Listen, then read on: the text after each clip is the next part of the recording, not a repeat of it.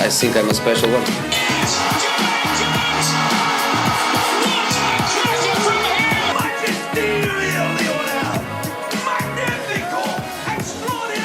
What are we doing?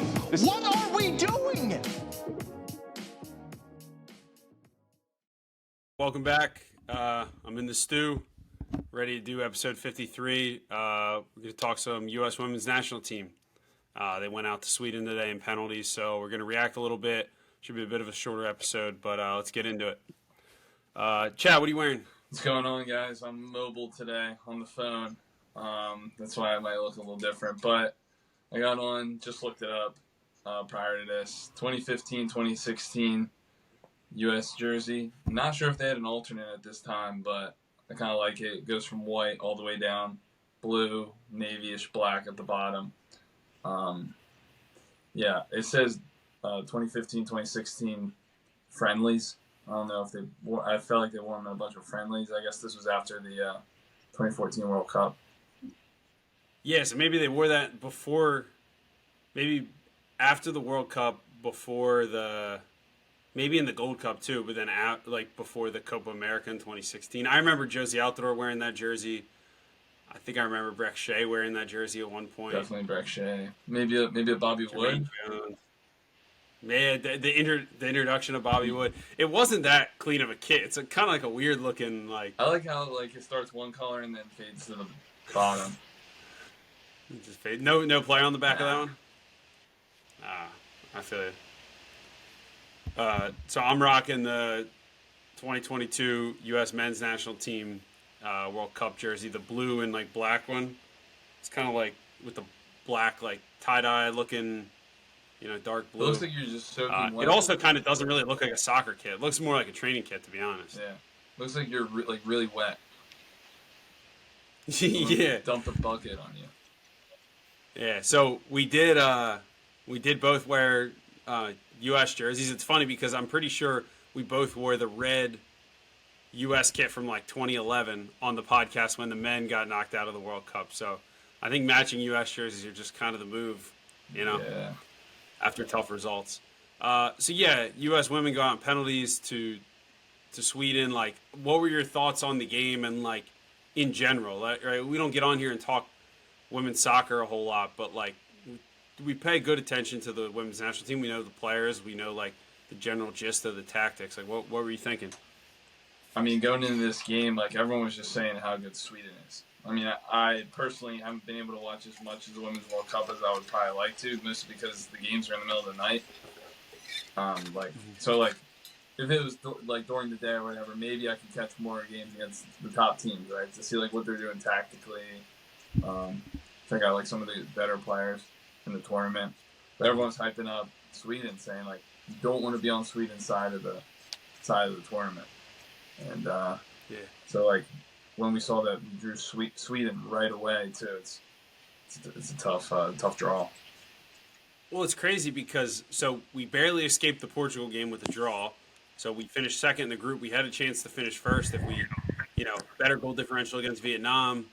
Could have beat the Dutch. Could have beat Portugal. Would have went through, right? But as the first place, so it's like kind of fitting that we mess up in the group stage, get second, and then draw this tough opponent and go out to this tough opponent even after outplaying them. So we wait all tournament to have our, fourth game of the tournament. We have our best game by far, I think. And, like, it's too late. Like, we're a little unlucky to not score some goals in this game. But it's like, yeah, you don't have to play Sweden in the round of 16 if you just take care, or whatever this is, round of 16, right? If you just take care of business early on, you top the group. So now you have to play the third-ranked team in the world, and they kind of have our number a little bit. So that was disappointing. I think going into the game, the talking point was like we didn't really play well in any of the games. I mean, we sat there and watched like the Vietnam game. We didn't look creative at all. It was like lethargic. The ball was moving slow. I mean, basically, like we're rolling out a lineup with Morgan up top, Smith up top, Rodman up top, like three pretty similar players, like Morgan's hold-up play has gotten pretty good, but that front three is like very direct, right? And it was kind of a theme throughout the group stages, and even today, that we weren't able to build sustained attacks with like kind of like the creativity and flair you would expect, because like it's just like direct. And like I think our like possession numbers show that, and like it kind of came back to bite us there. Yeah, I was listening on Sirius XMFC, and they were talking a little bit about the game against Portugal. Did we play Portugal in last group game? The third, third game. Just how better the midfield three for Portugal, their possession numbers were compared to the U.S. Like the U.S. midfield three. I think the highest of the midfield three, one of them had like a passing percentage of like 70 something. That was the highest out of the three. It's like, I think the level that the U.S. is on, like they need to be up there like 80% pass completion. And those should be like passes in like the attacking part of the field as well. So that kind of goes back to what I was looking at some stats. Go ahead. Sorry, keep going. I was just gonna say that goes back to what you're saying about like sustained like possession of the ball too. Yeah, and it's easy to say like, oh, the game against Vietnam is junky because they're sitting with 11 players behind the ball and all this stuff, but like that's a trend. Like you don't have time to work things out. So if that's the way this team is moving, like we got to be able to like kind of get a hold of it. And I saw a stat, I think it was before the game today, that the U.S. was like 7th in the World Cup on passes that were like going forward, like direct, like straight passes. And then you look at the teams that are in the bottom 10 of the World Cup that are in the like direct passes, and they were all like the best teams in the world, like England, I think Sweden was in there, Spain, I think Portugal, or somebody might have been in there. So in terms of like, basically it was showing like the U.S. is like very direct.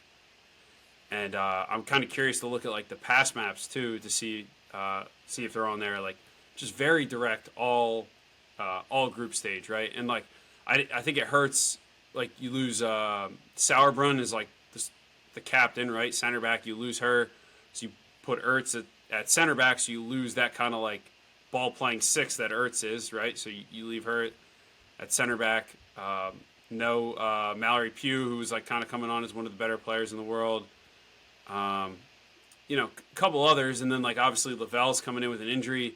She gets a second yellow she gets a yellow and 2 yellows in the group stage, misses the game against Sweden. So like, yeah, there's a lot of like injuries and moving parts, but like I think the talent was still there to do better with this group, and like obviously it's a shocker for Vlatko, this plus kind of failing at the Olympics as well. Right. It's kind of a bad look. Bad look for him. He's done. So like, I mean, I don't know what people are saying on like Twitter or anything. You think he's done? Like, I would assume like the U.S. caught so much crap, the Federation, for rehiring someone like Berhalter, who I thought exceeded expectations, did well, built up like a program, and then Vlatko kind of like, not to say he did the opposite, but he didn't meet expectations, which were very high, much higher than the men's team, obviously. He kind of like never found like a smooth way of playing, and maybe that's because of injuries, but like his job was also pretty hard too. I mean, look at like some of the winners on like the 19 World Cup team. Like you're phasing out like Carly Lloyd and some of these like older heads, and trying to bring in some of these newer players, like, which I thought he did a good job of. But like even like we'll get into like the Sweden game specifically, but like the reliance on someone like Rapinoe is like, all right, dude, like what's your agenda here? Like, what did she really earn that spot based on her form or based on what she's done 5-10 years ago? You know? Yeah, I think with Vlatko, he just like he's not like the leader that should be leading like this team. Like you need a certain like leader to be in charge there, because it's a tough job to manage like all the players in this team, especially with like stuff like off the field as well. Yeah, it seemed like all of the players really liked him, and like when Jill Ellis left, resigned, whatever, everyone like was coming out saying they didn't really like Jill Ellis, and then they said they loved Vlatko, so it was like kind of weird. So like I guess he's pretty good at managing like those relationships with the players. The fact that he was an NWSL coach, got promoted up to the national team, and like everyone liked him. He's kind of ushered in this new era. Like Do you think they like it's a him different role. Like it's not. Do you think they like him because they get their way? Like maybe with Jill Ellis, they didn't always get their way, but they were good. They were just a better team. Like maybe with Vlatko, they feel like they can get over on him by like getting their way. Yeah. Like he's a player's coach. I don't know. I mean, I don't think Jill Ellis's teams ever played like a great brand of soccer. They just had like better. I mean, they had like Alex Morgan at her peak, or like Rapinoe at their peak, or Ertz at her peak. It's like they had like a better generation of players like playing at their like top level, and I still don't think it was as like routine to just come in, dominate a game, leave with a win as it probably should have been. But yeah, I mean like coming out of this tournament, I think like you could still look at the future of this team and be like, wow, they're going to be really good. Like let's say you get Pugh back, that's one. Like Sophia Smith's going to be 26 by the time the next World Cup comes around. Rodman's going to be like 5. Couple of like obviously Lavelle's going to be what is she now, 23, 24. So like all of these players should be about in their prime. Gurma, the center back, I thought was like probably our best player throughout the whole tournament. She was awesome. That's what Vlatko was saying too. I actually listened to a little bit of his post-game press conference. You know, I love a good U.S. national team coach pre-game and post-game press conference. You love press conferences. I don't pay any attention to. He was just naming off like the players that like how good they're going to be in like next World Cup. Like he was like, like we're losing some players by the next World Cup, but the next World Cup, like a lot of players are going to be coming up. Like obviously players who even played like a big role. Obviously like Horan, Lavelle, like those players are still going to be around. Like the best players on the team. Yeah, I like. So coming into this game, like I think Horan's like very good. She has like a clear like skill set that other players don't have in terms of like her strength on the ball and like her ball retention, and like she plays a different game than a lot of these players do. And like today against Sweden, she found like a pocket like in the half space there where she like turned and just played a through ball. And it's like if we're gonna be direct, why wasn't the direction to get Horan and Lavelle into those half spaces earlier? If you go back and watch some of the game against Portugal, like Lavelle was like for lack of a better phrase, like finding joy in the game, just like we'd win the ball and like you just like dish it to her and she would just go like between the lines. And like we were so direct against Portugal. Like, you know, Rapinoe comes in towards the end of the Portugal game and she's trying to like whip balls in behind, and those balls weren't good. But one of the benefits of being so direct is that the back line will drop off. So Portugal's back line's dropping off, and as soon as we won the ball, Lavelle could get it in transition and go. She did it like 3 or 4 times towards the end of the game. And like I wish that was like more of a focus from the start, and it didn't seem like it was. Maybe it was, and they just kind of failed to do it. You know what I mean? Yeah, maybe that was kind of the focus. Like, correct me if I'm wrong, but it's like Alex Morgan's game, like to make those slip runs and behind, because it felt like that's all they were like looking to find. And like for a good amount of the games, like they were finding like those slip balls to Morgan. They just didn't score them though. Like, then they were off sides a bunch today. Like, but those are the type of runs that they make. Yeah, and they're dangerous runs too. I saw a stat that if the U.S. like based on like shot creation, some mix of shot creation and expected goals, the U.S. had like a 1.8% chance to only come away from this World Cup with the 4 goals that they scored, right? Because they had 3 from Vietnam. Who's doing these stats? That's like so specific. I'll have to take a look. But basically, the most likely outcome was that we should have scored 9 goals from what we've created this tournament. And like one of the least likely outcomes was that we only come away with 4. So like, yeah, we definitely got unlucky. So that's one of the things that like, I don't want to like be like, oh, Vlatko out because we had the players to do this and we lost. Like sometimes it's just like unfortunate. But it's also like, yeah, we should have done better. We should have put our players in better chances to succeed. But then you look at like, man, Sweden's goalie had like a heck of a day. Like I think Morgan's header, Horan had that like little like right-footed like curling volley shot. I think Smith had the near post one. It was like there were some really good saves. But yeah, I just like wasn't quite sure what the identity of the team was. So early in the World Cup, I was like pretty curious. So I went on. I rewatched the Netherlands game, the U.S. Netherlands game, and I really did like a deep dive of like the U.S. like out of possession. Did you read that thread that I made? Yeah, that thread was class. Well done with that. Was it class? Should I make more? Should I try and make more? I think you should. I think it's... Dude, that's what I've been doing recently. It's like, some of the games I don't watch, I'll watch the highlights. Like, obviously I can't watch every game. Watch the highlights, read a thread online. And there's a few guys that like make good threads. So like you kind of just understand the game by watching the highlights and reading the thread instead of just watching the highlights. Yeah. Now you read the thread and you kind of like understand. Now some people say like dumb stuff, but like the stuff you were saying was good. Yeah. Well, that's what I came on here and complained about, how like you'd get like Tobin Heath and Kristen Press, I guess, have like a podcast, and they were talking like the U.S. is not playing as a team; they're playing as individuals. Like maybe, and like that's probably very true, but like that's not offering us anything. We don't know more about the game because like they're not on the same page. You know, there's like legitimate tactical things that we want to hear. So I kind of dissected that game, looked at all of the U.S. out of possession, like their pressing structure. And basically what it was, and they've done this pretty much all tournament, was the Netherlands built up in a 3-5-2. And the wingers would cut the pass to between the wingbacks and the outside center backs, so kind of forcing everything inside. So when you force that pass back inside to the center back, they would leave the switch to the other side, and then you could kind of like squeeze them in the middle and make play very predictable. And as they would start to press, the center mids would get tight to the Dutch center mids. So that was kind of like their thing. Is like, hey, we go to press, now we're man for man in the middle. So the Dutch were able to like kind of manipulate us a little bit and drag Haran and who started that game, Haran and DeMello like kind of out of the game a little bit and find passes into that second line. Andy Sullivan was kind of all over the place. They kind of overloaded her side, right? Because the Dutch had a 10 and 2 forwards, and like one of them would float to one side and maybe be slow to come over.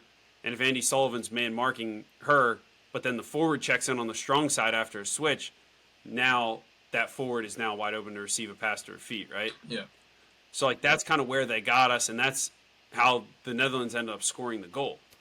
And it was actually like a good bit of skill. It was a good build-up, good bit of skill from the Netherlands, and like kind of some luck from them as well that we kind of scuffed across.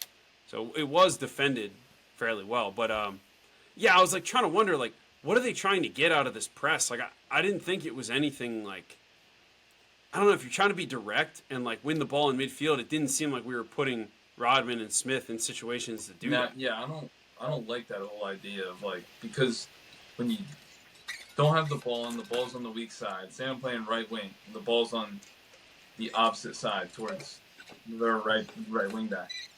As the right winger, I got to tuck in across the field. Now, if they switch it quickly, think about the run I have to make to wrap my run around their left center back to make them play back into the middle. It's just like an unrealistic kind of like run to force them back inside. Like when I played in college, our coach had us do that one time, and it sucked. Like I don't think it made any sense because like you have to go against your momentum of where you're running, spin your whole body around and force them inside. It's just like not. It doesn't work as you would think in theory. And I was listening to it's a longer run today on a podcast talk about he needs his like the wide channel zone 1, the half space is zone 2, and zone 3 is the middle. So it's zone 3 middle as you go out 2, as you go out again 1. And he would just yell zone 1, zone 1, and the players know just to keep it to the outside. You know. So everywhere he was yelling, when he would yell something, that would mean like force it there. Yeah. Like, well, they would mostly want to force it to zone 1. So like maybe that's like obviously I wouldn't do what Flatko did tactically there. That's just the difference in how we see it that way. But yeah. Yeah, and like it's one thing to set up and press like that from a goal kick because it was like fairly effective. Like I didn't chart how many goal kicks were successful for them, but like we forced them into some long goal kicks, and like they would play short and like couldn't play short because we're set up right. We're like, like everyone knows where they are. But where we got in trouble was like it went to the right side, so like our left, and then it came back over, and then we were slow to react. And if someone like Rodman was like hyper aware of like where she was, she would get in the proper passing lane that she was probably told to be in. But then like it's too late because now she left a gap that the center mids aren't in. Well, the center mids aren't in there because they're man marking the center mids on the Netherlands. You know what I mean? So if the center mids for the Netherlands like drag her away, now there's just a massive gap in there to play the ball in, and that's kind of where the Dutch goal came from. And like there should be something in the press where, you know, if it gets broken and it's too long of a run, then you could like manipulate it in a way to delay them and then force your run there. But I just think like, all right, from like a big tactical point of view, like think of like the Red Bull system, right? Like Leipzig, Salzburg, like Dortmund at times, like Nagelsmann stuff. Like you have these like direct players that you want. You're designing presses and pressing traps to get the ball where like you could win the ball and then shoot them forward, right? So the pressing trap should be designed to get like a quick touch, get Lavelle facing forward, and then have Rodman shooting in behind or Smith shooting in behind.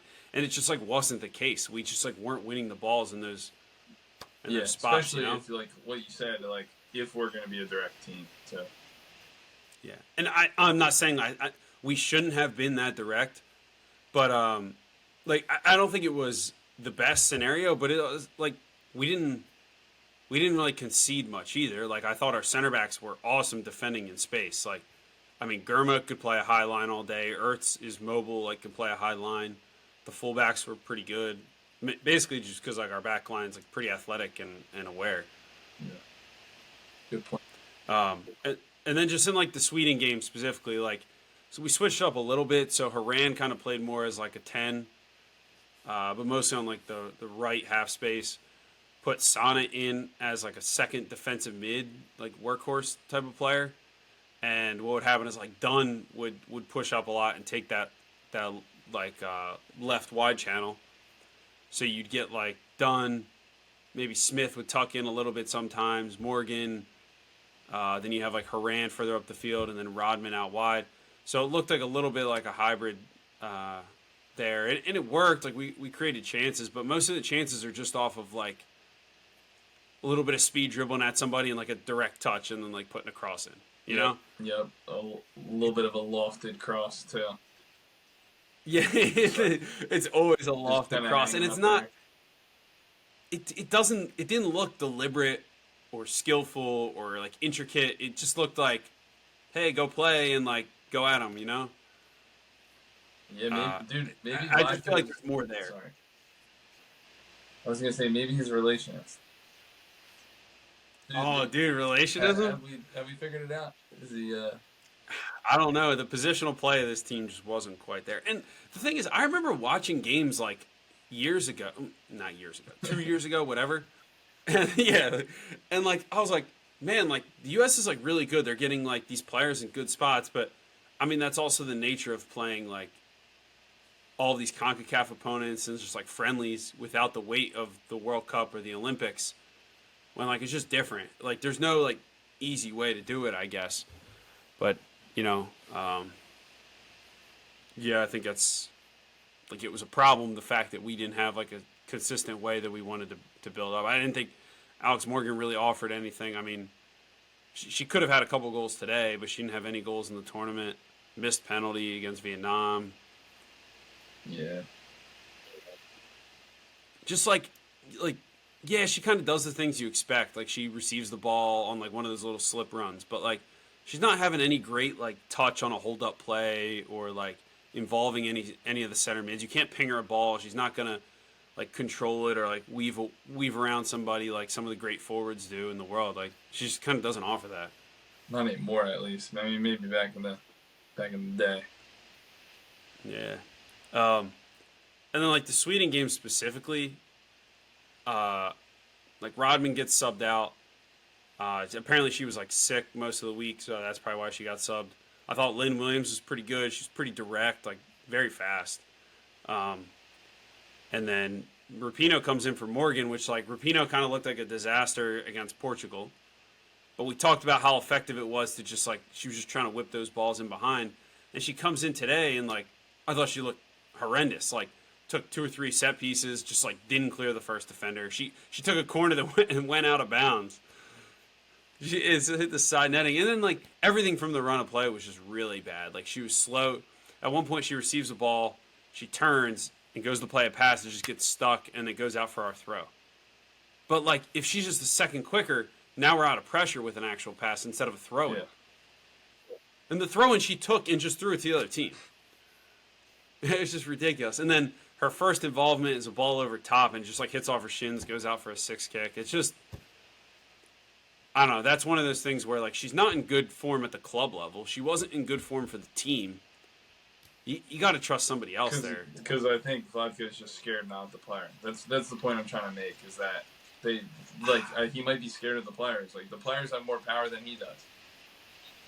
Let's be honest. I agree. Like I think that's probably the next evolution of this cycle is bringing in somebody. And kind of Rapinoe's retiring anyway, so Rapinoe's on the way out, and like making sure that there's no like kind of higher like pecking order of this. And that was kind of what Vlatko like started to do in terms of bringing in new players. But I think it's just like, yeah, I mean, I'm sure he's kicking himself after the game if they lose, and he's like, I had Rapinoe on the bench, or like I didn't let Morgan run any longer, you know, because he's not trusting his like savvy veterans. Yeah. All coaches do that. Yeah, I do feel like kind of going through it, I think that it's probably better to be a little conservative with subs than making subs too early. I think I learned that the hard way this summer. But like you gotta ride. Don't just make subs for the sake of making subs. Well, yeah, you look at Jim Curtin, the guy who just gets results too. Barely makes any subs with the Union. But like, yeah. Obviously, you gotta know when to sub. Like, obviously, they're playing out at a level where they know like players like certain levels of like fitness and all that stuff. Yeah. Like, I think you could look at the data and be like, oh, Morgan hasn't sprinted as fast in the last 10 minutes. Like, she's probably, you know, on the decline. Like, let's get her out. Does that make sense? Vasco just kind of sits down on the bench there. Yeah, he's like super chill. Does he stand up much? Like, every time I watch, like, he's not, like, standing. He kind of I think he just stands up and, like, folds his arms when he's up. But, yeah, he seems like a chill guy. I don't know. I would assume he, like, gets fired and probably coaches an NWSL team or maybe another national team.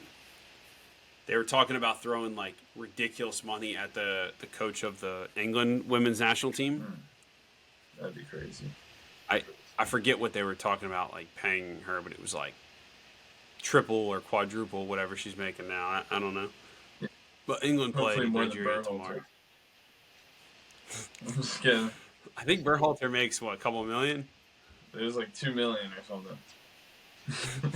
Berhalter. It's just funny that, like, I don't agree that Vlatko and Berhalter are bad coaches, but, like, it is funny to, like, read the memes about it. Someone posted one, it was a picture of Berhalter, like, they cropped Berhalter and Vlatko's face on a dude sitting there with shirts that said, I'm with stupid. Like, it's just, like, that's just such, like, U.S. soccer Twitter, like, crap, you know what I mean? What if Berhalter takes over the women's team? And it's like that one college that has their men's and women's program is coached by the same yeah. U.S. Soccer's cutting their budget, so they're taking out pay to play. So, but Berhalter has to coach both. That would be hilarious, bro. But yeah, I mean, so there wasn't a whole lot else like that I kind of wanted to talk about this team, but like in general, when a team does poorly, like I've been pretty quick to say like U.S. soccer isn't good enough, like in terms of the men, like for the men's national team. All of our best players on the men's side, like develop in Europe. We're not developing good enough players here in the U.S. And like I've been quick to say that, and I think some of the conversation after the women got knocked out was like, oh, like our youth setup stinks and all this stuff. But then you look at like a team like Jamaica just made it to the knockout rounds. Like most of their players are American went through the U.S. club system, college. They have dual nationality, that kind of stuff. So like, I don't think it's all bad. And you look at the U.S. and like, yeah, we do have like more talent coming through the pipeline, plus all of those injuries. So I don't think like we're totally like devoid of talent. I think it could be like the wrong type of talent. You know what I mean? What do you mean by that? So like we're trying to get a foothold in the game, and like we don't have anyone skillful that could just put their foot on the ball, change the pace, change the tempo, like combine with players like almost like Haran and Lavelle like on steroids with like a front three. You know what I'm trying to say? Yeah, that type of player. Yeah. Like we don't have enough of those It players. goes back to like the Portugal, U.S. stats from the group stage. Like we don't have those types of players. I mean, I can't think of one that we've had. Yeah, I mean Lavelle in theory is like that kind of player. Haran is a bit like that type of player, but then you look at our front three and it's like they're just kind of athletes. Yeah. They're hard workers. But it goes back to my theory that I don't think we're doing enough to develop those kind of players. I think there's a race to play quote unquote good soccer and win games and score goals instead of like kind of developing the creativity and the skill of these players at the younger ages. Yeah, well, without getting too far into it, how do you jump to like winning games? And what I'm trying to say is like you do want to like win games at some point, but like you also want to develop. Like how do you balance that? Are you talking about at the youth level? So like it's hard because I don't know a whole lot about the like top level girls soccer in the country. Like the top level colleges play like are really good soccer, and college probably isn't like the way to go. So like for the elite like top level player, we need more pro clubs in the country, right? I think from the top down, our system is not set up properly in terms of like every MLS team should probably have a women's team, right? Kind of like Chelsea do or Arsenal do in England. Good point. USL is trying that with the USL Women's League, which I think will be pretty cool. Yeah. So like that, and then you could have these, whether they're full-on academies, fully funded, or at least like a place where like if the Philadelphia Union had Philadelphia Union women, then at least the best like 15 through 19-year-olds could go there and train and play like select games and something to at least identify these players like on a greater path. You know what I mean? So it's not a full-on like academy. They go to school there, but at least it's like some kind of hybrid that keeps it somewhat local. I think that's probably a better path than what we're doing now with clubs and colleges and like the occasional like Alyssa Thompson that's just like getting signed straight out of high school. I think we like when they say the rest of the world is catching up in terms of women's soccer, I think it's just because there's better clubs over there. So those clubs produce players. They put those players on a platform to go showcase their talents and compete with other talented players.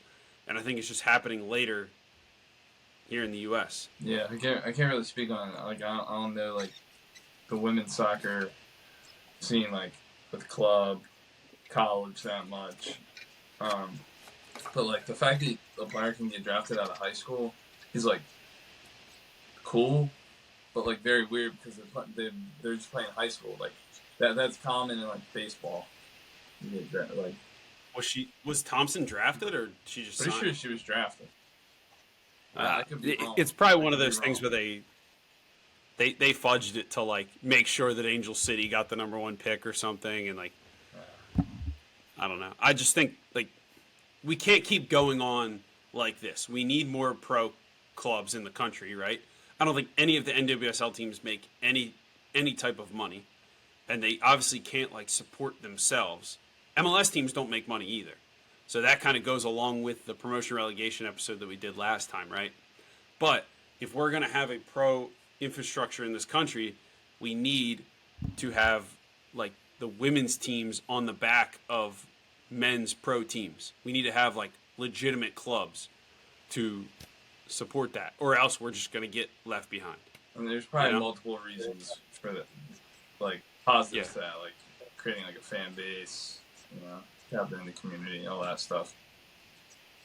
Yeah, I mean, and then you get, if every MLS team, that's whatever, 30 teams, like that's 30 potential better pools of players in big markets than there currently are. So that's like from the top. And then when you like fizzle it down, like you got like the top girls playing in ECNL or Girls Academy or whatever. It's like, well, every 3 years there's another league that tries to one up each other. And then like the top level girls go to these leagues instead of doing what's best for them probably in whatever club they're doing just to get on like in a showcase for college. Yeah. So, you know, but like I always come down to like the lowest level, and it's like how much support is there for the grassroots? Kind of nothing. There's like grassroots courses for coaches. This is boys and girls, right?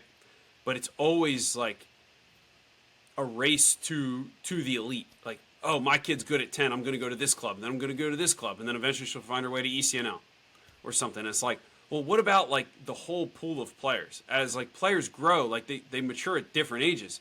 So like, what if we're only picking out like the elite athletes from a young age? But what if there's like late matures in the potential player pool that we're just not identifying, right?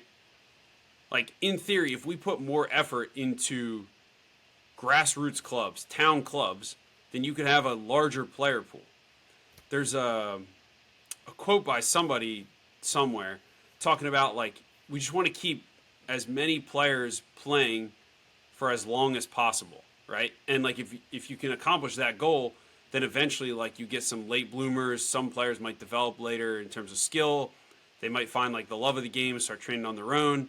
And like, yeah, those players might not end up being the top national team potential like performers, but it boosts the whole player pool, right? If you increase the median level of skill, then that helps raise the level of the top players because it raises their competition level, like right? they might boost D3 level, you know?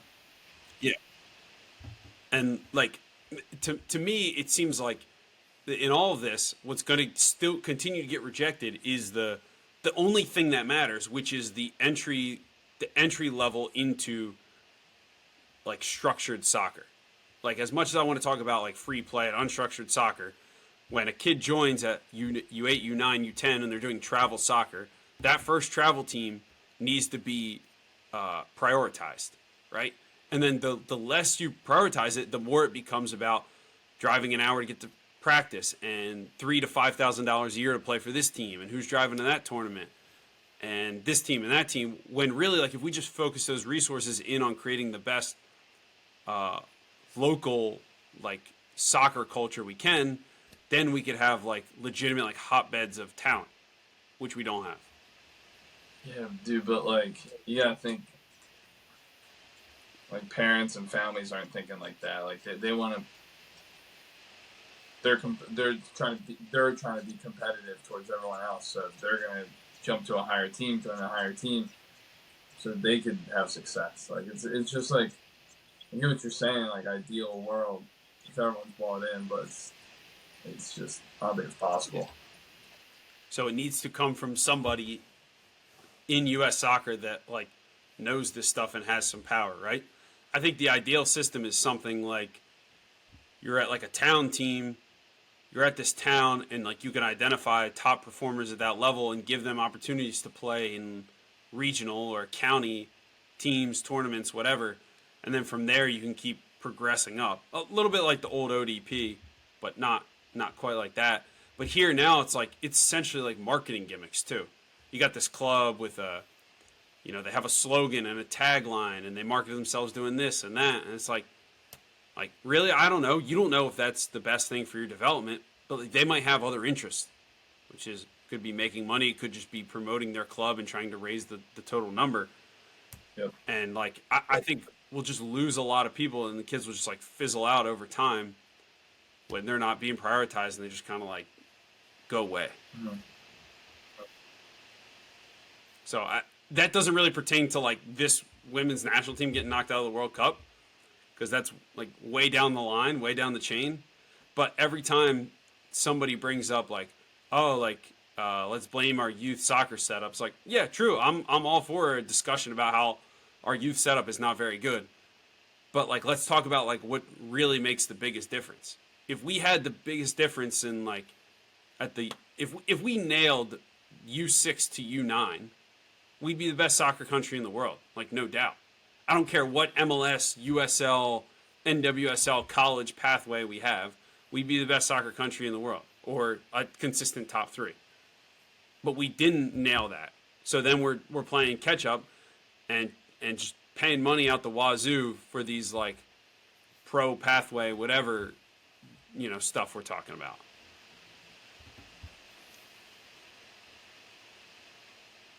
Really got you thinking, huh? Just like listen to you talk. I don't think you do, bro. I don't know. Hopefully that kind of made sense. Did that make sense? Yeah, I mean, like, it does make sense, but it's kind of flawed. Like, your whole theory would probably never work. Like, no offense. It would be hard. Well, I'm not saying like it's the plan. I'm just like, is our plan working right now? Whatever we have going on. But like, it's such like a hard question. Like, you need to ask someone who knows more about it. Like, I can't give you an answer there. I just can't. Well, the hard part is like if you went to a top club that has produced maybe a women's national team player before, consistently a couple Division I players, like maybe an ECNL club, like specifically on the girls' side, and you're like, hey, what's the level of play? I'm sure they would be like, it's pretty good. Some coaches are good, some coaches are bad. Sometimes winning is prioritized too much, but like overall, it's pretty legit. We went to watch a game, we'd probably be like, wow, this is pretty good level. But like, that's one team. Maybe there's 5 teams in the area. What if there were 10 or 20? What if every town had a really good team? Or every other town, right? Like, we're not nailing the most important years of that development. Or if that's like peak soccer interest. Yeah, and I also think that the best coaches are coaching the oldest, best teams too. It's not, and like the worst coaches are coaching the rest of the group of players. So if you get identified and you're moved up to a better team, you avoid the worst coaches, and then the worst players at the time don't get the best coaches. You know what I'm trying to say? Yeah, and like, all right, if you're 15 and you're like really bad, like in theory, you're probably not making the World Cup, right? But like, you never know. Like, if we had more better, not even just coaches, but like a better like setup, like culture, environment at the youngest levels, like maybe that kid that was bad, like, is better, or at least gets better and raises the level of the team and the club in general. Right. So I think it's like compounding interest here, like the level of talent and competitiveness could compound if we really focus in on like the youngest levels. Gotcha. Those were just like topics that I was like scrolling on Twitter and saw a couple times, and people complain about it a lot, like, but no one's offering any real solutions. And are you on Twitter offering these solutions? I offer my solutions. Are you on Twitter offering these solutions?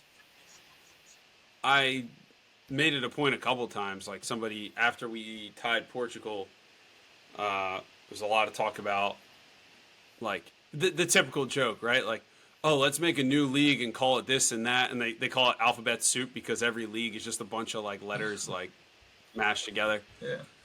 And like, I agree, but once again, like a lot of times what gets rejected is like the real soccer environments, which is the town and the small club feel that brings the players through. Because without those, you're just cherry picking the elite athletes. Well, it's like, well, let's try and expand the talent pool of elite athletes by the time they get to age 14. Maybe we expand it by 10 to 15%.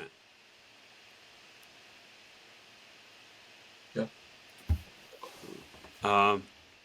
Anything else? That was kind of like my women's national team topics. That's it for me. Who's Sweden play now? Japan. It's gonna be a tough one. That's gonna be a good game. That'll be in quarters. Yeah. Who you put? I don't know who else is on that side of the bracket. On I haven't watched. I would think England. I'm not sure. That's another thing. England has recently prioritized towns, like local players, and it's expanded the player pool to get to these pro academies. So it kind of proves my point right when England does well. The Lionesses.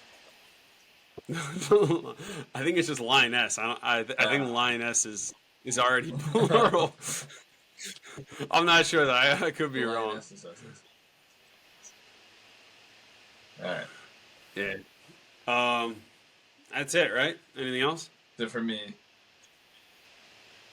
All right, cool.